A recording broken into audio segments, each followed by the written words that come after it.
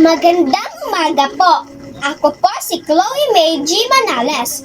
At ang kwentong ibabahagi ko sa inyo ay ang matakaw na tumagong. Noong unang panahon, isang tamagong ang gutom na gutom. Nakakita siya ng mga tao na maghaharbin. Iniwan nila ang kanilang mga dalang pagkain doon sa may sanga ng puno. At nakita ito ng tamagong. Umakyat ang tamagong doon sa kahoy na kanilang nilagyan ng mga pagkain. Dinala niya ito sa maliit niyang bahay. Pumasok siya doon. Isa-isa niyang binuksan ang mga pagkain. At kumain lang siya na kumain. Hindi niya naramdaman na ang laki na pala ng kanyang tiyan. Lumabas siya sa kanilang bahay kasi balak niya sanang iuwi ang mga pagkain.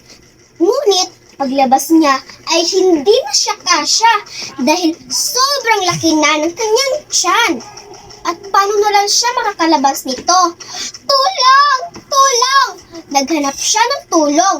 Kaya imbis na tao ang makakita sa kanya, isang daga ang nakakita sa kanya. Balak sana siyang tulungan ng daga, ngunit ulo lang ang nakasya ng daga dahil hindi na makuha ng tumagong ang kanyang tiyan.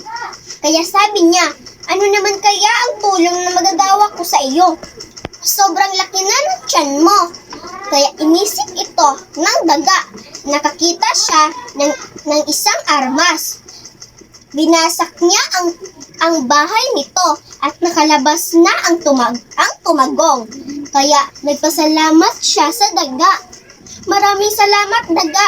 Hindi talaga kita makakalimutan. Ang wakas. At ang lesson na matutunan natin doon ay huwag kang masyadong matakaw kundi ito ay makakapahamak sa iyo.